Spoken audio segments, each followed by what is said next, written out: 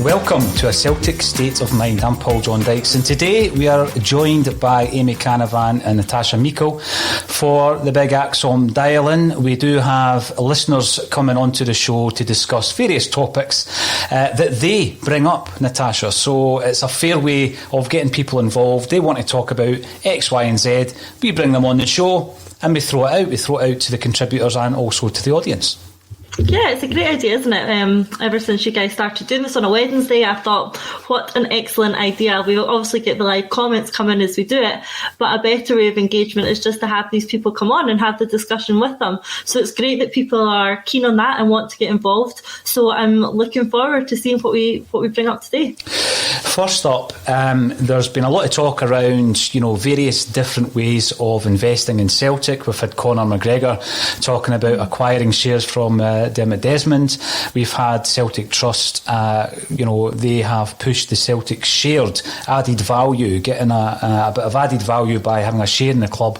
And we're going to look at other ways. And David Slight, who you may know from A Celtic State of Mind previously, has a fantastic knowledge of German football. He's going to talk to us about the German model and whether or not that would work in Scottish football and for Celtic specifically. We'll look at the pros and the cons. I think it's always great, Amy, to bring in an expert or a specialist in these fields, someone who maybe has more of an interest, more of a knowledge of German football, as well as the Celtic game, to say, well, this is why I would implement it into Scottish football, and here are some of the issues that it's created as well. Exactly, not me and you. I spoke to David a few times, been on the Bulletin with him before, and I thoroughly enjoy it, and I'm looking forward to hearing his views. Like you say, his knowledge of German football, French football, European football as a whole is mighty impressive. So yeah, looking forward to it. Brilliant. Now, Colin Watt's not here, you might have noticed, but disaster. They're just going AWOL this week. We've had Kevin Graham, Colin Watt, but Colin will be back tonight to cover the game.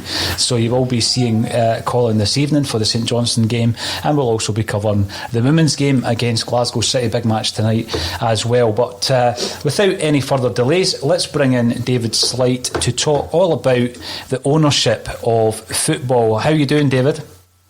Hi Paul, I'm doing fine. Hi team. Hi, excellent. Dear. What's the jersey over your shoulder there? It's a Borussia Mönchengladbach jersey, alongside a Celtic one, I must say. Excellent, yes. So you do have a knowledge, we've spoken previously, a knowledge of German football. You're a member at St Pauli, and you are on to speak about different models. How could the 50+1 German model be implemented? Could it be implemented? What would the pros and cons be? Give us a bit of a background on how that was introduced into German football, David. Well, it was introduced. Relatively recently. I think around about the turn of the century. Before that, believe it or not, German football was run on a not-for-profit basis. But there was a groundswell of opinion that private investorship should be allowed, and the 50+1 rule was enacted in legislation in Germany to come into force. And it basically means that private investors are not allowed to acquire any more than 49% of the shareholding in one club. But pulling that trick off in Scotland or in the UK in general is a difficult thing to do. But in the last month we've had the European Super League shenanigans. We've had the Celtic Trust's eminently reasonable proposal that season ticket holders be compensated for lost value with shares in the club rebuffed by Celtic, or at least kicked into the long grass.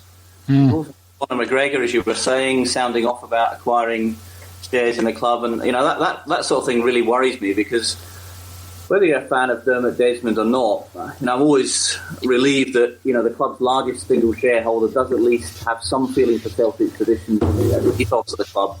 But I'm concerned, very concerned, that a majority shareholding in the club could fall into the wrong hands at some point in time, and given the recent demonstrations of fan power that we've seen down south, particularly Manchester United, Old Trafford and Chelsea. I wonder if now is the time for fans to lobby clubs, but more importantly, MPs and government, for a change in legislation to enact something similar to the model that exists in Germany. which does work well, and German clubs distinguish themselves by, not getting involved in the European Super League set off and set up, and were certainly conspicuous by their absence. But it's a difficult thing to do. It would require legislation, and it would require really a sort of, groundswell of opinion and movement, I think, by fans, not just at Celtic, but across the UK, to bring something like that into force. But I mean, this month's When Saturday Comes is full of, kind of debate about this and how suggestions to how sort of something like that might be brought about. But it's going to require legislation. Legislation exists in Germany, and legislation is needed in the UK to bring something similar about as well.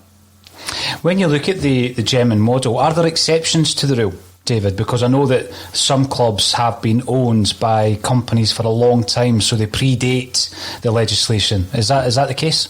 Yeah, that's the case. So you've got Bayer Leverkusen, who are owned by Bayer, founded by Bayer, in fact.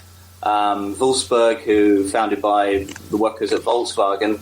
I think Hoffenheim were founded by an individual, and that's another exception. But the big one that everybody knows about and always discusses is RB Leipzig, and they did work around the rules. They acquired the old Leipzig club under a different name, and they only had a handful of members, and were able easily to acquire a sort of majority shareholding in the club then, and work around it, and then work their way up through the leagues with massive investment. And that's why they're, well, let's just say, not the most popular club amongst their fellow Bundesliga members. When I look at that, I always think to myself, well, what's the downside? What's the catch? Has there been any examples, David, of where this has gone wrong, where perhaps, outside investment may have bettered the situation of a football club, but because of the rules, they were unable to get that outside investment? I can't think of any. I mean, the powers that be at Bayern Munich and Borussia Dortmund are acutely worried about the situation in European football and the ability of German clubs to compete at a European level. But I mean, if an investor wants to come into a club for the right reasons, I don't think a 50+1 rule will hold him back. It will only deter investors who are in it to prioritise making a buck. If you've got the club's best interests at heart, I don't think a 49% limitation on shareholding in private hands would deter anyone. When you look at the ownership of the club, Natasha, and obviously we were involved in the Q&A, the open mic night, when Celtic Shared spoke to a number of online groups to talk about some fears around what the actual process was that they were proposing, and whereby they were talking about the added value. And taking shares in the club instead of taking money out of the club. But it seems as though the club are reluctant to go down that route. That's something that the club don't seem to want to entertain. Is that dead in the water, or is there still discussions to be had there, do you think?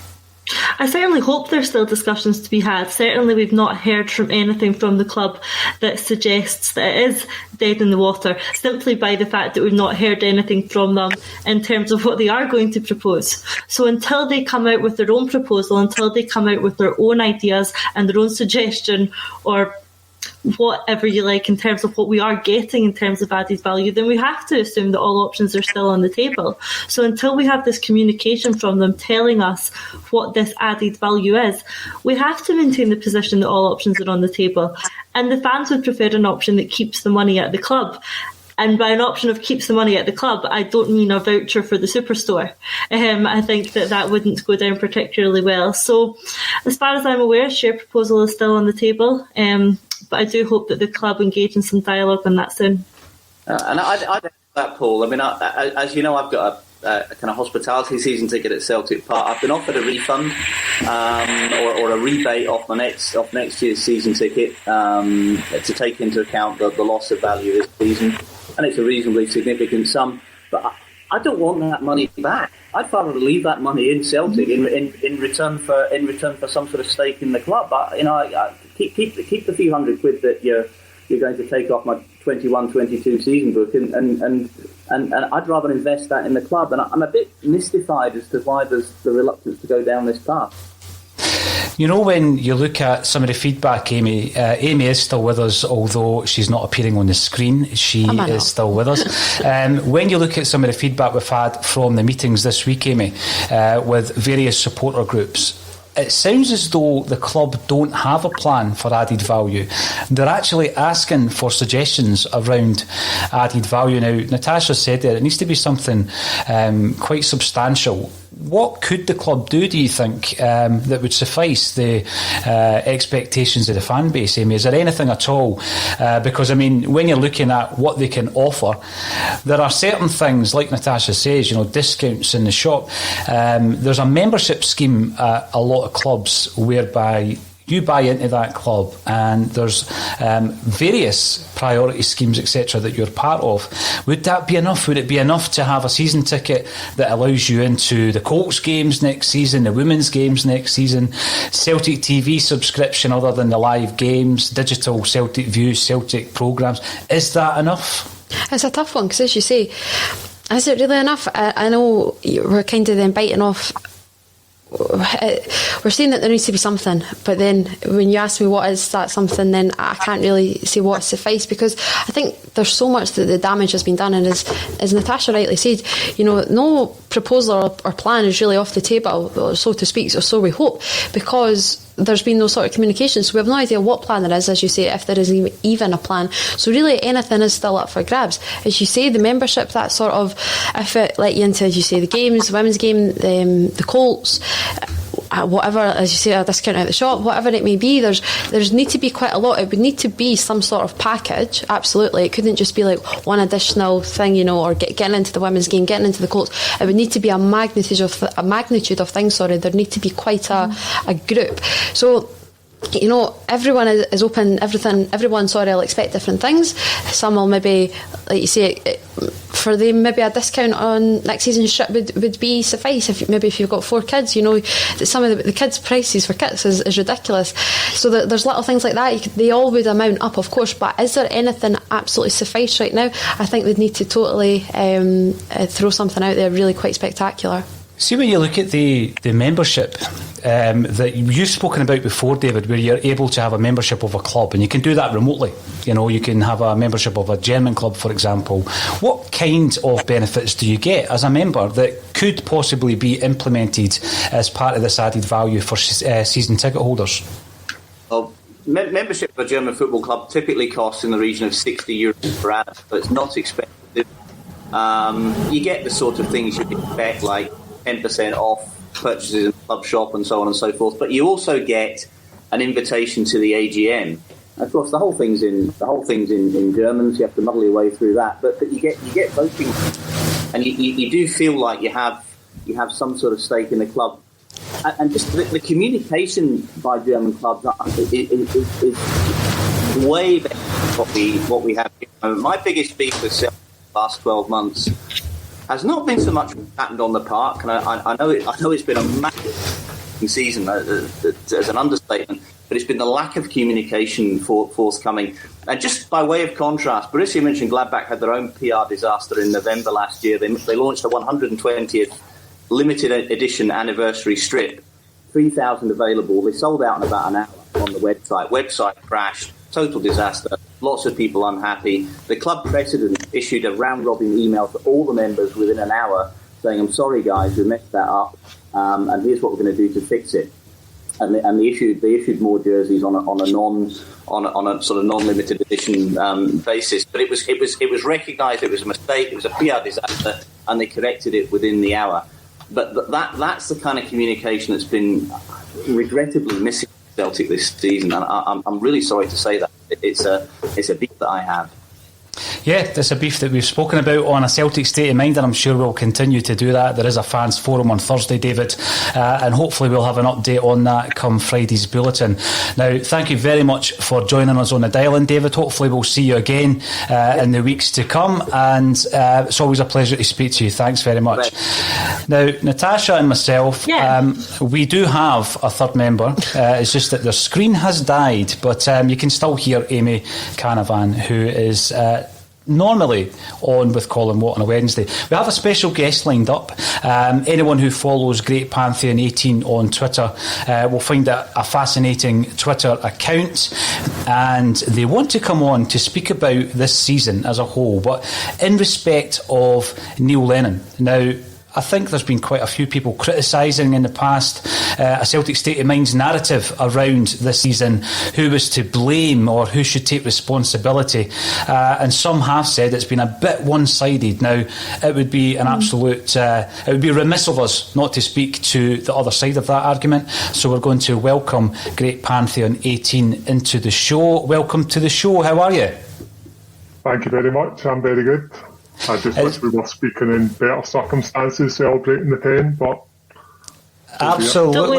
Don't we all? Absolutely, yes. No, welcome to A Celtic State of Mind. One of the best things this season has been the way we've been able to interact with Celtic supporters throughout a season like you say, we were hoping would be memorable for completely different reasons.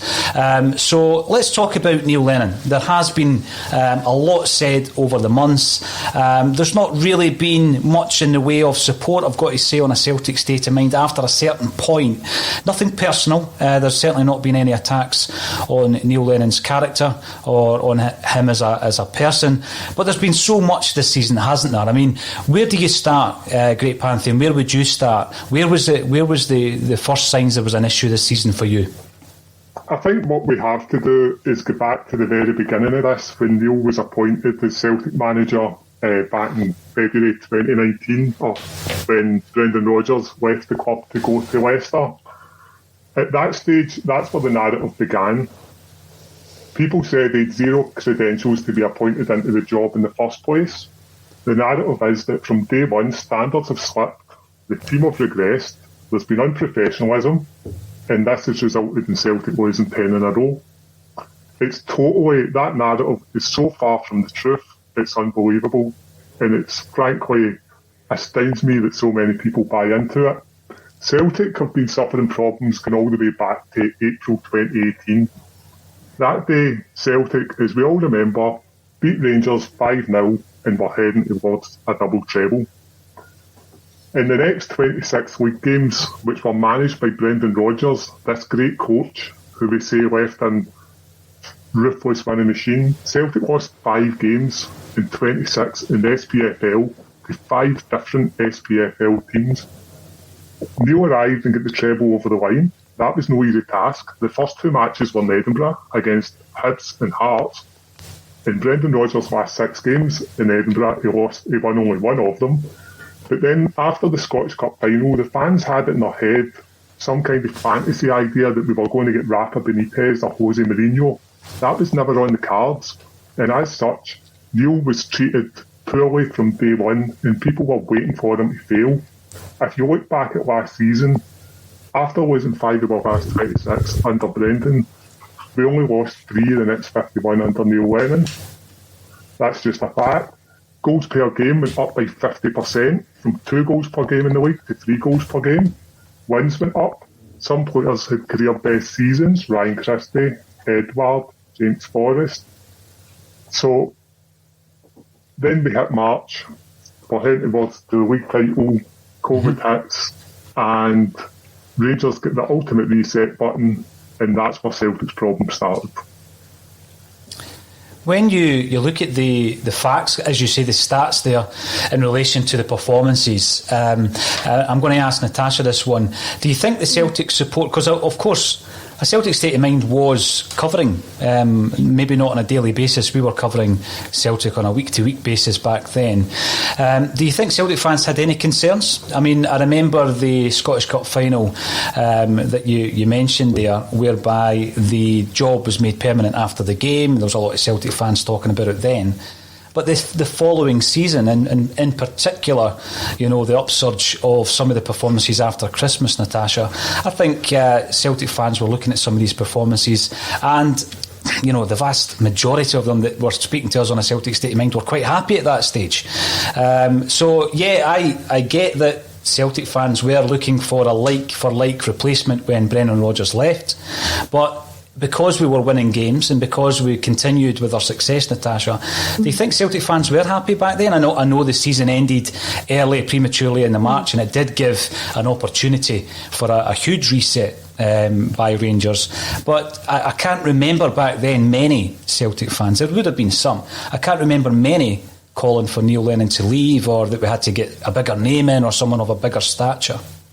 It's the nature of football, isn't it? It is. When you're winning, you tend to complain less. Fans like winning and they focus on the positives. When things aren't going well, they then start to become more negative. And that just is the nature of football. I don't think it's right to say that the fans had no concerns at all. From the minute that Lennon was appointed after that cup final, I think the resounding reaction from the fans was negative.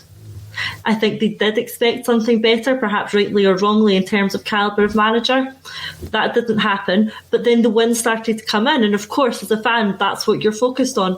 But I don't think it's right to say there were no concerns. Perhaps they were more in the background, and perhaps they were more muted by the fact that we were continuing to win games, but the concerns were there. You only have to look at some of the narrative coming out from the supporters groups, the Green Brigade's banners about falling asleep at the wheel. The fans recognised that there was a possibility that this wasn't going to go as we thought it was, and wanted to put beyond doubt that we were going to be able to achieve what we'd set out to, which was the 10 in a row. There were warning signs. Yes, they were more muted because of the wins, but I don't think it's right to say the fans didn't see this coming to an extent. They couldn't have predicted this. Nobody could have predicted COVID or what would have happened, but the fans did see the possibility that this wasn't going to go as we wanted it to. Now, that banner, I'm going to use that as a point here. If I come back to you, Great Pantheon, we talk about the banner, don't fall asleep at the wheel. I think on a Celtic State of Mind, yes, we have been critical of Neil Lennon this season, but we have also been critical of other figures within the club. So let's go back to, for example, one of the things that a lot of Celtic fans have spoken about in defence of Neil Lennon is that he didn't get the opportunity to select his own backroom team. Now, again, I can't remember many complaints about that when we were winning the league and getting it over the line, and then going on to win the 9. But it became a problem. It almost became a problem when we stopped the success, when we stopped winning the games. And we started focusing on the fact that John Kennedy was there, that Gavin Strachan was there, that Damien Duff had left, that perhaps Neil Lennon had tried to get certain individuals in and he was unable to do so. Where do you reckon that is in the great scheme of things when we look at the failure this season? Was that a massive element of it? Would it have been better if Neil Lennon had the opportunity to get his own team in the dugout? I think it's a bit of a misnomer, because the team of Neil Lennon and John Kennedy won a treble for Celtic. They were the first managerial team at Celtic to lead the team to top of a Europa League group. They were the first managerial team for Celtic to win in Italian soil. I think it's just lazy journalism and lazy reactions from fans when they look at the likes of John Kennedy and they don't know what he does. They don't know what his role at the club is. And they speak about him as if he doesn't have a clue. If we go and get some guy from Belgium or Holland, he'll do better. The fact is, John Kennedy has been on the exact same training courses as these guys. The only thing that differentiates John Kennedy to these guys is the fact that John Kennedy has experience working in a first-team environment, winning games, winning trophies. So I think it's a bit of a misnomer. When Neil took the job, he's a big boy. He would have known the conditions. So why hasn't it worked then, if I can put that to you? Why hasn't this combination of Lennon and Kennedy, who, I don't doubt that Kennedy's a good coach. I've heard all of that. Everyone who gets coached by him speaks so highly of him. Managers like Brendan Rodgers speak so highly of him. Yet we've seen him take charge over the last, 8-9 games and seen nothing to suggest to me that he's able to get a performance out of this team. So what would your opinion be on why that is? What is the issue at the moment that neither Neil Lennon or John Kennedy can fix? I think, as I said, the issues go back to March, and when coronavirus hit, It's turned the season into akin to an egg and spoon race. Obviously, some teams have had less obstacles in their way than others. Celtic have. People always jump in this and say it's not true and it's an excuse. But Celtic have suffered more than other teams. With COVID, we went into the first derby of the season. Let's be honest, that's when things started to go wrong after the first derby of the season. We went into that game without Ryan Christie, Odsonne Edouard, James Forrest. That's 60 goals for the previous season. We had to give 5 guys their Glasgow derby debut that day. So these things have got to be viewed on balance.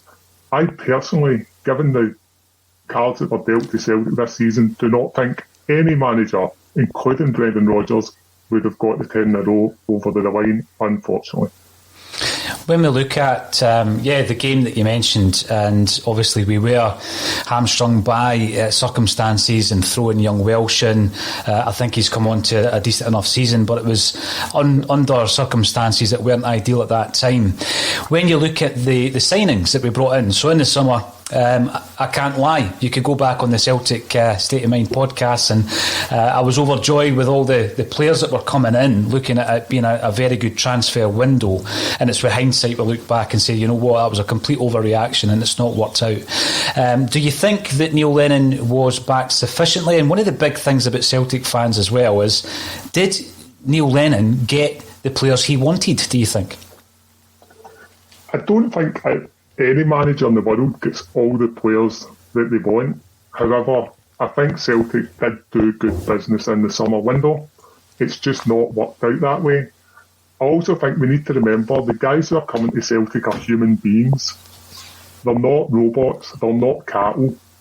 Use, for example, Shane Duffy. Shane Duffy arrived at Celtic and he actually done okay for his first 3-4 games.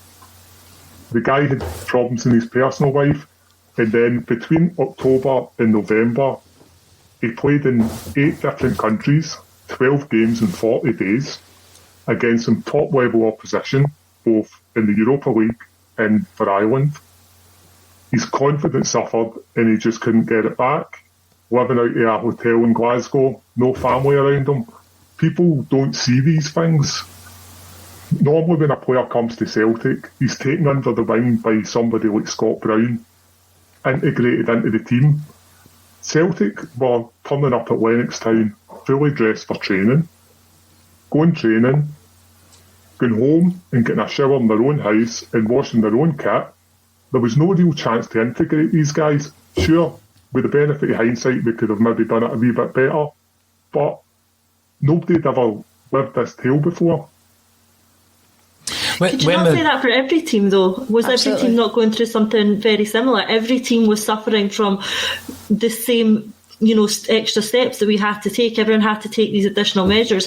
Every other team signed players who weren't able to integrate with the squad, similarly to ours were. It just seems for some reason, and I can't put my finger on it, that our team suffered more because of this. Because Rangers signed players that didn't get to integrate with the team. I'm sure they couldn't all get dressed in the dressing room and hang out after training. Same with Aberdeen. Hibs, Hearts, everyone had these issues. So why did it affect Celtic and our squad so much? Why was there such a disconnect on the pitch because of this, which didn't seem to affect other teams in the same way? There's various reasons why it's affected Celtic more. First, our players, we actually lost players through the virus. Odsonne Edouard got the virus. We don't know what impact that's had in his form this season. Ryan Christie, 2 weeks, no training. These things affect different teams differently. Liverpool, it's affected them massively. You've got Sadio Mane coming out only during this week to say he doesn't know why he's been so poor this season. He can't put his finger on it. So there's something unique about this season. Juventus, like Celtic, were going for 10 in a row. They've crashed and burned this season. This has not affected everybody equally. It's been a lottery of a season. Celtic could and should, if we could live this over again, maybe have done things differently. However, the level of abuse and almost crying that the fans have been doing towards people who have been hugely successful for Celtic has been a little bit disappointing, to say the least. when you look at the signings that come in, and I take account that virtually no manager will get everybody that they want. When you lose none of the players that actually got us over the line to a quadruple treble, you lose none of those players, and then you supplement them with new signings such as the record signing goalkeeper, a Premiership player from West Ham, someone coming in from AC Milan to play left back, El Yunusi, who had proved himself, and one of the hottest prospects in Scottish football in David Turnbull.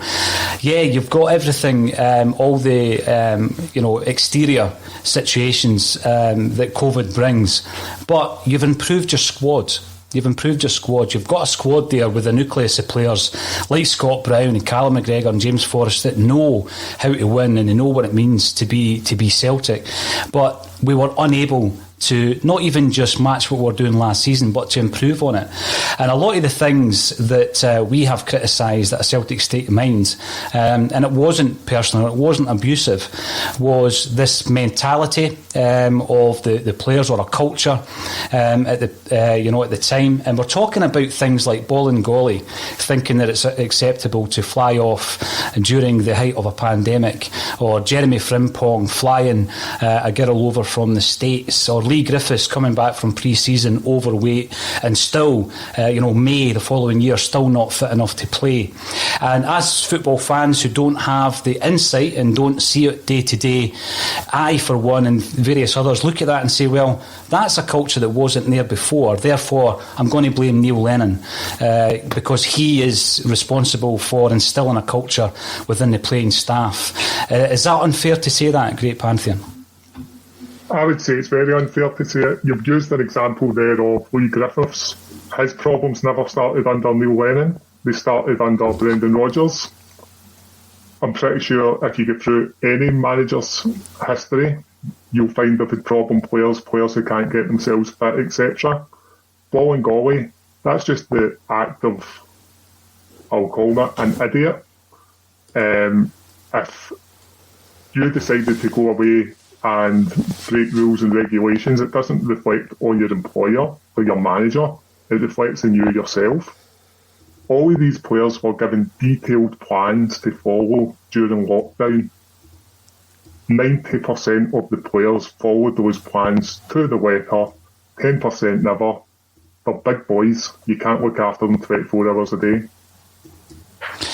Now, I take that on board, but I don't think for a moment that would have happened under Brendan Rodgers. I really don't. I don't think that that level of indiscipline would have happened, because you can't just say it's not any responsibility of the manager. It's the manager who's responsible for the players. Yeah, the players have an individual responsibility, but the manager manages that. And I think he failed to manage it. He failed to manage Lee Griffiths this season. We're in May and Griffiths isn't fit enough to start a game. That's ridiculous. And yeah, a massive part of that goes to Lee Griffiths.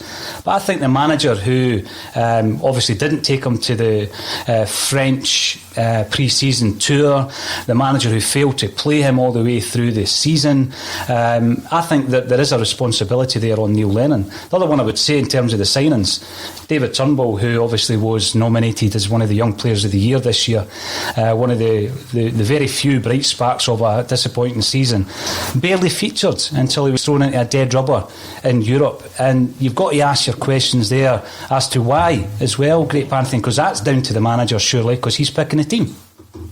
Yeah, the manager's got to take responsibility for picking the team, but I don't think we're on here to discuss where it went wrong for 10 in a row. I don't think David Turnbull not playing earlier in the season, when Celtic had their best results of the season, is the reason that we've not won 10 in a row. David Turnbull also was coming back from a very long-term injury. True, he was playing games for Motherwell, but ask anybody who's joined a provisional club in Scotland and moved to Celtic, the level of training, the intensity, etc. is far higher. He needed time to get acclimatised to it. And he was brought into the team eventually. The idea that Neil Lennon didn't rate David Turnbull is just absolute madness. It was him who actually bought him. The when you manager that bought him. when you look at the signings, and again, I know that a lot of targets were missed out on. Do you think there's a situation, or there was a situation at that time, when there was too much interference from others at the club when it came to selecting, identifying and purchasing players? And I mean Peter Lawwell. I mean, I'm just going to say it. You know, people are calling him the de facto director of football, deciding whether or not players come and go. And when the season has gone the way it's gone, fans can be forgiven for, you know, putting 2 and 2 together and sometimes getting 5, but oftentimes as well, Great Pantheon, the fans are spot on when they're looking at the situation. Was that part of the issue as well? Was there not enough control by the manager in terms of who comes in? I think, first of all, you've got to understand Peter's been very good for Celtic. However, I think in the summer, Peter and the board made a huge mistake. Between March and June, these players were sitting at home and they were getting contacted by agents, getting seeds sown into their minds about potential moves to other clubs. At the same time, Celtic are sitting up there sending out season ticket renewals to fans, heading into what we hoped would be a historic season. And the message from the fans was quite simple. You sell Edward, you're selling 10 in a row down the river. You sell Ayer, you're selling 10 in a row down the river. You don't invest in new players, you're selling 10 in a row down the river. So Peter Lawwell and the board actually done what the fans wanted. Sell nobody, keep everybody. That was the line the fans were shouting. The fans got what they wanted, and unfortunately, it's backfired. Could we not thrown everything at Fraser Foster? You know, we're talking about that. Obviously, we did keep everyone. Well, we never kept Fraser Foster. I appreciate, obviously, he wanted to go back down to Southampton, of course, and the player holds that sort of power now. We all are sort of aware of that. But really, then you look at the replacement. Was Lennon totally and utterly confident in Barkas? Because since he's certainly not shown that, you know, he'd thrown him under the bus, he wasn't quite ready. What about at the time? Did he really, was he his number one? There was talks of David Marshall. You can't tell me that many Celtic fans wouldn't have been impressed with David Marshall. I'm not just saying that because of everything that he's done for Scotland. We could all see it. There's been years that we've been calling for Marshall, but for me the big one is Fraser Foster. How close was he to signing, do you think, Fraser Foster? We know that there was great efforts to extend his stay at Celtic Park. Everybody at Celtic thought Fraser Foster was coming back to Celtic. He actually turned up in the summer to train with Celtic, and then he just went missing and went back to Southampton, and he had no interest in coming back to Celtic. Fraser's been a great Celtic player, so I don't think there should be any kind of pile on in Fraser. He played a huge part in winning the quadruple treble. But unfortunately, he's a grown man. He's got a contract at Southampton. Neil couldn't go down to Solent and drag him up the road kicking and screaming back into the goals at Lennoxtown. It's not how it works. He didn't want to come. With respect to Barkas, Celtic missed out on Fraser Foster, who's a top-class goalkeeper. I personally do not think that David Marshall would have cut it in the eyes of the supporters as a replacement. Celtic did sign a Greek international goalkeeper with Champions League experience for quite a substantial amount of money.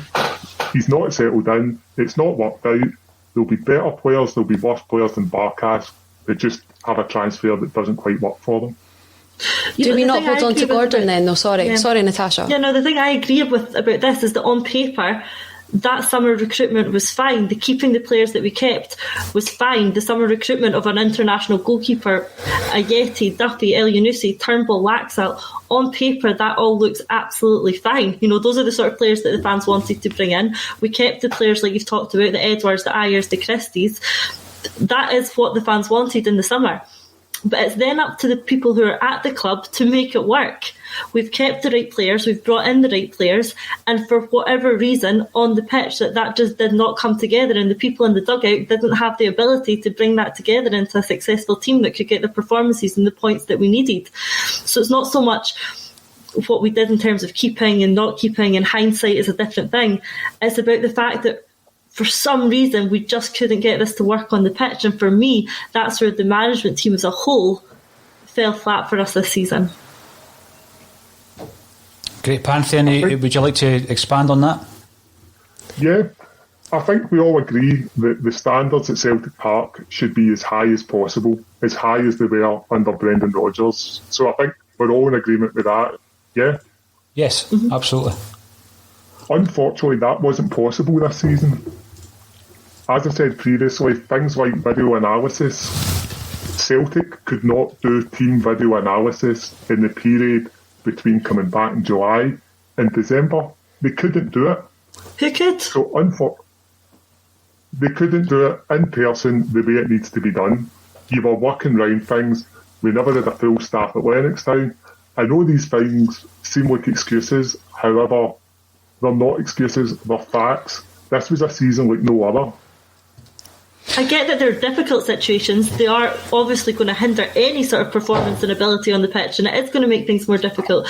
But for me, they're not anything that didn't affect everyone else.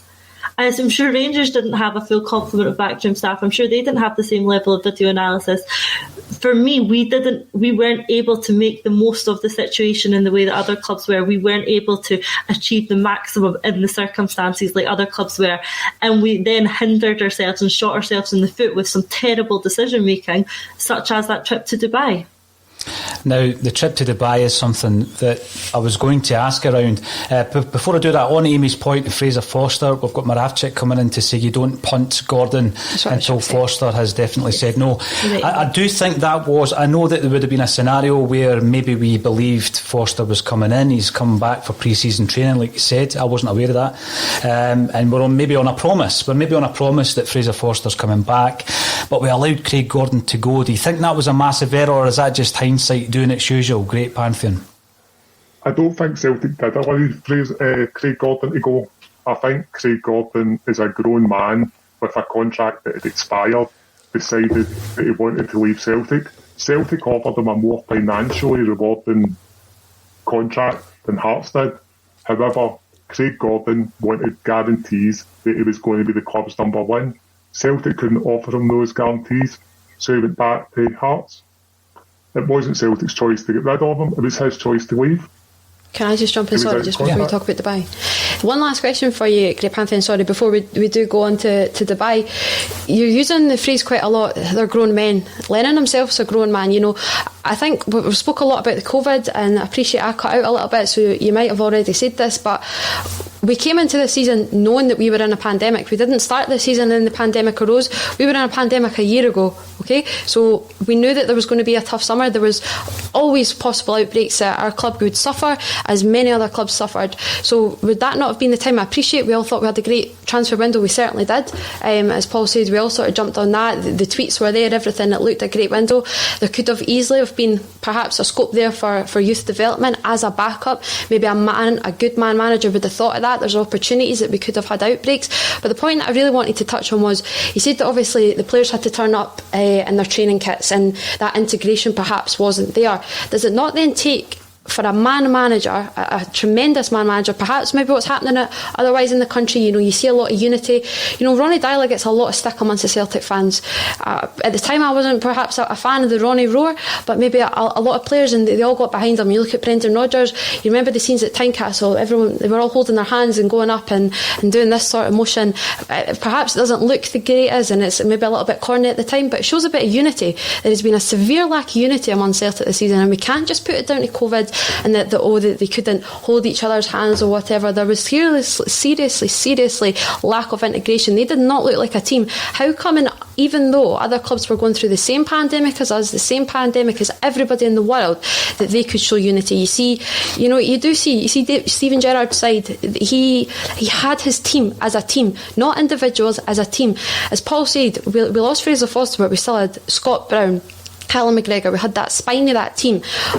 There was not that unity. They looked lost. How many times have we seen Callum McGregor in a post-match interview afterwards looking lost? Surely there is a severe lack of unity amongst this team, and that has to come from the management. I think we can all agree that there's things that Celtic could have done this season to make things go better. Nobody's in here wanting to whitewash the season and say everything is done perfect. That's not the case, but there is mitigating factors. With regards to unity, I think we've been a bit rewriting the history if we're saying Ronnie Deila and Brendan Rodgers had these great unified teams. All you need to do is look at Chris Commons, Charlie Mulgrew with Ronnie Deila, look at Boyata Dembele with Brendan Rodgers. You're never going to have a full team who are all best pals. The only thing they need to do is win together. In terms of the unity, what brings Celtic together is the Celtic fans. Celtic miss their fans more than any other team. And if you don't believe me, you can speak to people who actually played for the club. John Collins is on record as Celtic missing the fans more than anybody else. Paul Lambert is on record as Celtic missing the fans more than anybody else. None of these guys have got an ulterior motive. Celtic need their fans. We've all been there in big European nights when the fans have been the 12th man. I've never seen St Johnstone fans roar their team to victory at McDermott Park. It doesn't happen, but it does happen at Celtic Park. What I'm going to say before I go any further, Great Pantheon, is fair play to you to come on actually and face us three, because obviously there is always that risk of a narrative creeping into a podcast or a show like a Celtic State of Mind. So fair play for coming in and taking us on. Because a lot of people probably wouldn't relish that. Now, what I would say though is one thing that, and this is me as a fan observing from afar, looking at what's happened this season. I felt that the interview after the Ferencváros game was pivotal in this unity that I think Amy's alluding to there. Kind of falling apart a wee bit. You know, Neil Lennon came out, and I think what he was trying to do, and this is just me observing it, I think he was trying to get a reaction out of some players who might have been the want-away players, and I say might have been because I'm not in the dressing room, and try to get a reaction out of them. So he's actually called him out on it. It was quite bullish, and I don't think he got the response he was going for, because it almost seemed, and this is a bit of a football cliche I'm going to use here, that some of the players downed tools. Now, I know that I'm questioning the professionalism by saying that, but the level of the performance, the drop in performance, a lot of football fans says he's down tools. Do you think that was a pivotal part of the season, Great Pantheon, when Neil Lennon came out and he actually said there's guys in that dressing room don't want to be here? I don't think so. I don't think these guys even really read the press that much. With hindsight, should they have said it? Maybe not. But he tried absolutely everything to get a performance out of these guys. He tried mollycoddling them. He tried calling them out. Neil Lennon was actually going round to these guys' houses during lockdown, standing 2 metres outside the front door of these guys' houses, making sure they were all right, making sure their families were all right. He tried everything. Unfortunately, with the lack of confidence in the squad, which the fans played a part in, and missing players through COVID, we just went into a snowball effect. Results suffered, and unfortunately we are where we are. We are. And one final thing for you, thanks for your time. It has been very interesting, as I say, fair play for coming on. Dubai, let's talk about Dubai. The Dubai Fiasco, some people think it was the final straw. Neil Lennon came out and said it was my decision. And I'm not calling him a liar. I think he was just trying to take responsibility. Obviously, the decision may have been made by those with more control at the club. It was a very costly decision. Of course it was. And not just because of the flack, but the fact that we lost 13 players for 2 league games. I think the wheels had already come off, personally, of our challenge at that stage. Not even with hindsight, but at the time, Great Pantheon, we were saying on a Celtic State of Mind, this is a bad idea. How could no one at the club see that? I think everybody at the club knew that it came with an element of risk. The trip was fully risk assessed, and we decided to go ahead with it. Unfortunately, the parameters used for that risk assessment were changed after one positive test. The 2 metre rule that Celtic had been adhering to on planes and buses all of a sudden changed to 3 metres, and that resulted in 13 players missing 2 games and 2 weeks of training. For me, this issue about the rules changing is really concerning, and I hope that the club have taken someone to task over that. I hope that has been questioned, and I hope that the reasoning for that has been explored, because for me, that was a massive issue that got brushed under the carpet. If Celtic were fully complying with the rules, and then all of a sudden the rules changed after we'd complied with them, for me, that's a massive issue that seems to have just gone away, and I hope that, someone has been questioning that. But that aside, let's say that the trip was risk assessed, the government did approve it, we were legally allowed to go. For me, that doesn't really get to the crux of the issue with the Dubai trip. We're talking about a time during lockdown where the fans were all struggling, no one was able to see their families, no one was allowed to leave their house, never mind the country, and all of a sudden we've got a team being flown to Dubai because they need to train in warm weather like no one else across most of Europe does, but this Celtic team need to get some sun and train in the heat. To me, it came across as arrogant. To me, it looked like the club was really detached from the way that the fans were feeling back then. So even if the trip was approved, condoned, legal, I still can't get my head around why the club thought this was a good idea. I don't think you can defend the indefensible. In my own personal opinion, Celtic should not have went to Dubai. It was a mistake. However, we also have to look at the timeline. When Celtic went to Dubai, it was after Celtic arrived in Dubai that we went back into lockdown. The day Celtic went to Dubai, you could still go to Braehead and get your Christmas shopping just a few days before then in the lead up to Christmas. So Dubai shouldn't have happened. We shouldn't have went, in my opinion. However, like everything else this season, we just walked into the perfect storm. We are all Celtic supporters, great pantheon, and we're trying to look ahead. We're trying to be positive with a new arrival. Do you have the same concerns as certainly myself that there has to be a culture shift within the club? Is it as big as that, or do you think there was never an issue with the culture of the playing side of things? I don't think there's an issue with the culture within the club in terms of a lack of professionalism or anything like that. People are making assumptions that things do not happen at Celtic Park. Things like analytics, scouting opposition, all these things. People just assume it's not been done. It has been done. It is. Unfortunately, it doesn't guarantee results, but we have won 4 trebles in a row prior to this season.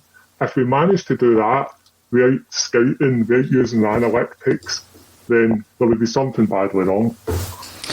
Now, as I said before, thank you very much for joining us.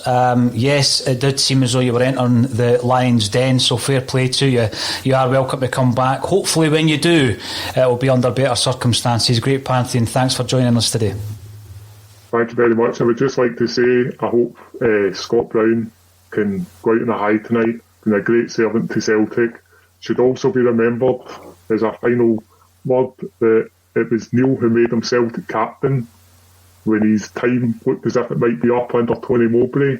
And then again, when Neil came back to the club, Brendan Rodgers was all for Scott Brown going to Australia. So, funny how things work out. There's a good decision by Neil. I'll give him that one. All the best for Scott Brown. And Scott Brown. Right. Hopefully it'll be a great send-up for him tonight. Guys. Thanks for your time, and hopefully we can catch up again. Thank you. So there we have it. We have been talking about the case for the defence in relation to Neil Lennon, and Great Pantheon doesn't think that there is a culture shift required at the club.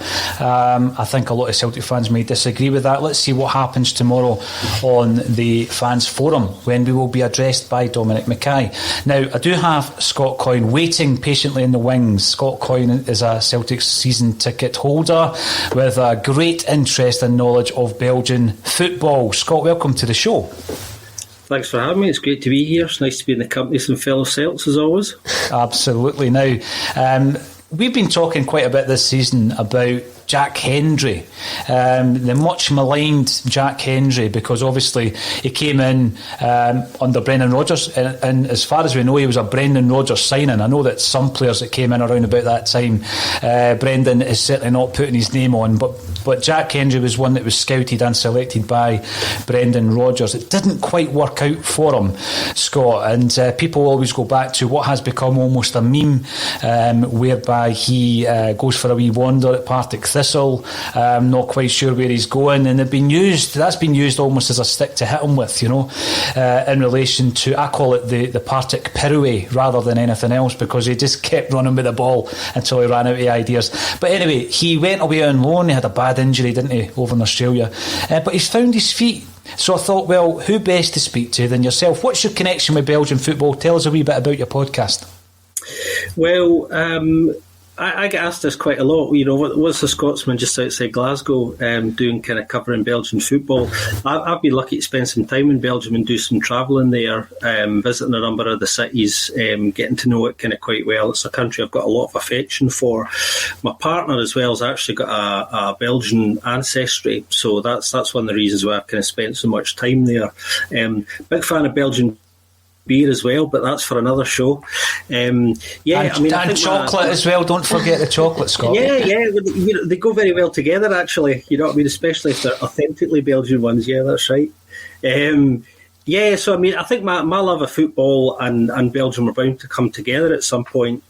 The founder of the Belgian podcast, Ben Jackson, who's based in London, me and Ben kind of passed accidentally each other's paths and kind of got chatting, and it kind of grew arms and legs from there, and he invited me on board kind of quite quickly, and I jumped at the chance for a number of reasons, and we've been developing the show over the course of this season, and it's been going very, very well, developing a nice audience. People are finding us, so yeah.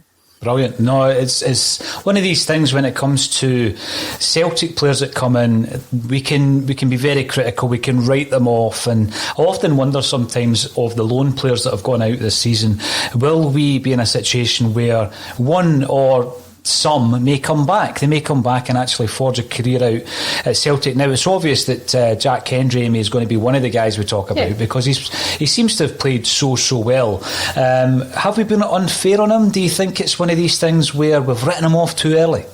I wouldn't say I've written him off, and I hope maybe not a few or wrote him off. I hope not many people have either. I think he's still young. I think he was thrown under the bus a little bit when he was here. Like you say, he was still so young. I think we need to take into consideration, obviously, he came from Dundee. It's a totally different setup, a totally different formation, and a totally different mentality. You're coming from a side that's just, you're just really, at that time they were just right, win any game at any point, survival is key. Then you're walking into a model, obviously, where you're expected then to win every single game.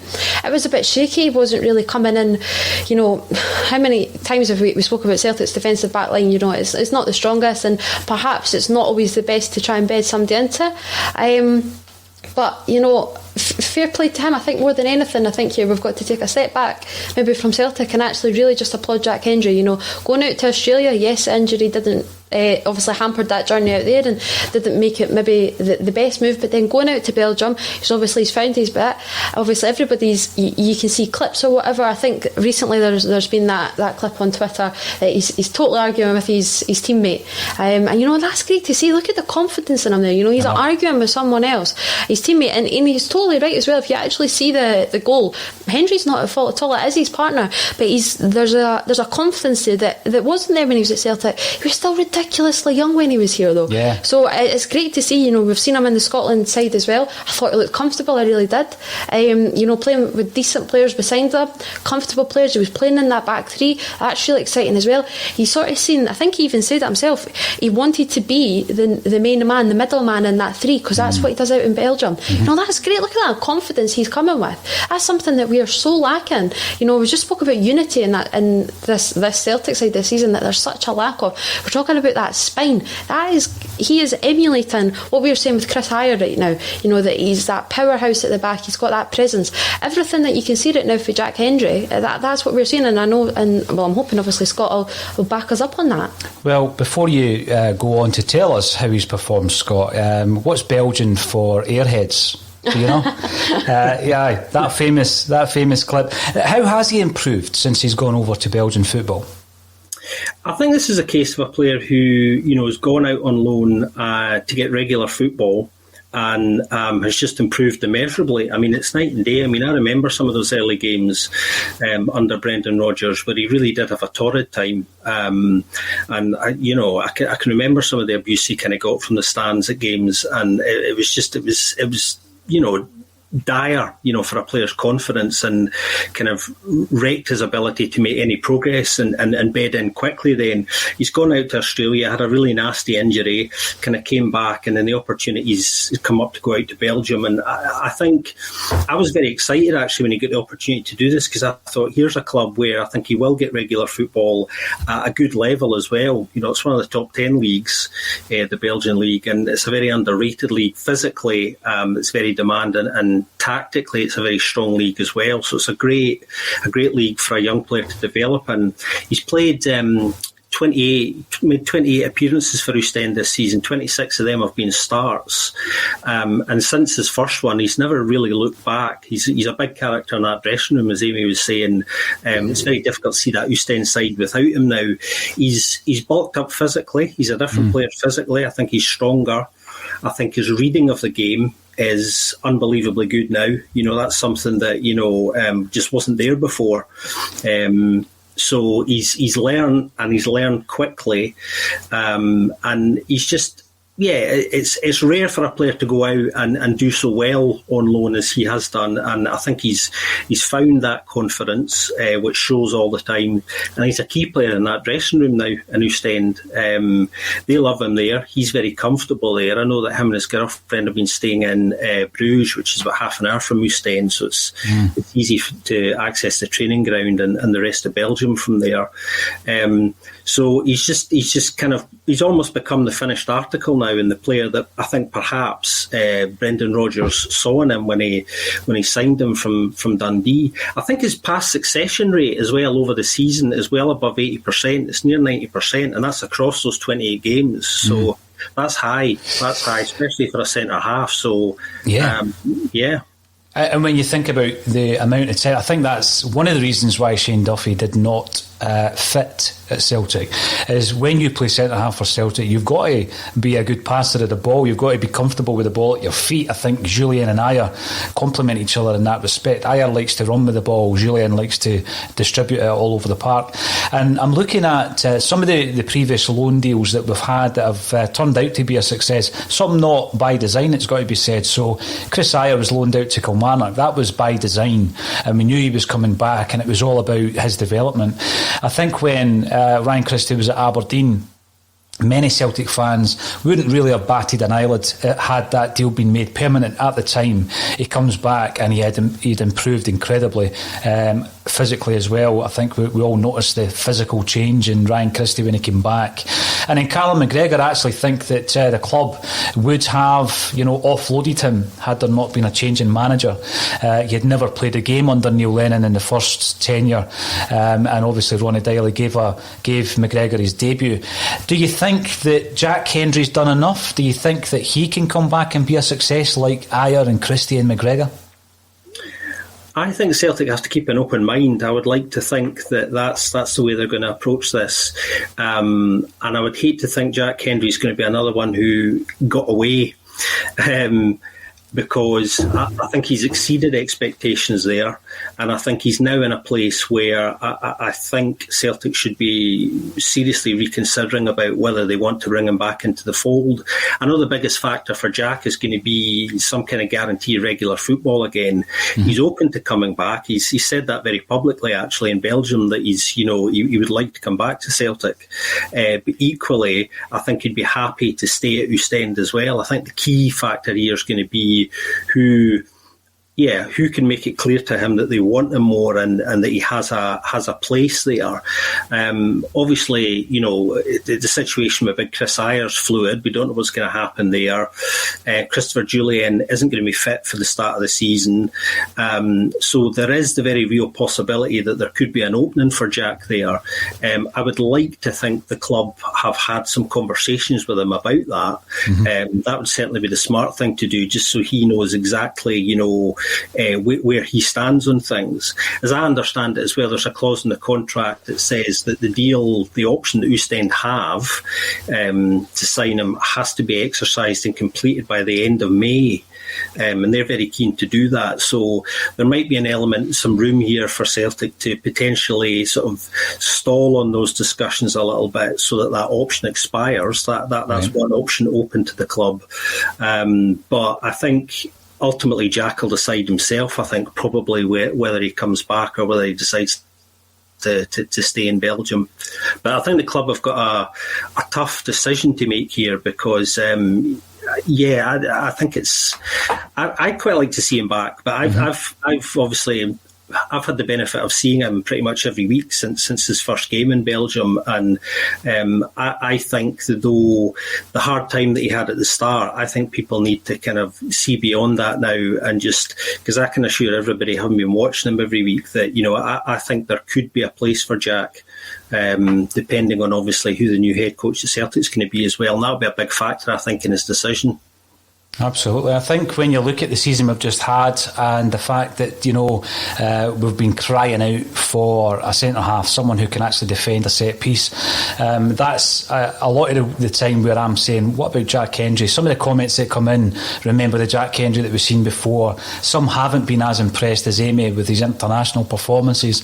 But I just think, like you say, he's given us a decision to make, whereas prior to him going out there, I don't think anyone would have, again, like the Ryan Christie thing, would have been that surprised if he just left the club like so many before him and he's written off as a bad buy. I hope that he does come back, and I hope that he makes us eat our words, those who criticised him, and we can look back on that Partick Thistle foray into the middle of the park and just say, look at the player he became. Now, Scott, it's been an absolute pleasure talking to you, and hopefully we can do this again. I really enjoyed your input today. We've spoken to David Slight about the ownership of Celtic, great pantheon about the case for Neil Lennon's defence, and then Scott Coyne all about Jack Hendry. If you want to get involved in the Dial-In Show, get in touch. You can do that on Facebook, Twitter and YouTube, and drop us a line and we'll get you involved. All that's left for me to say, thank you to Amy Canavan, Scott Coyne, Natasha Meikle, great pantheon, and also David Slight for joining me on A Celtic State of Mind.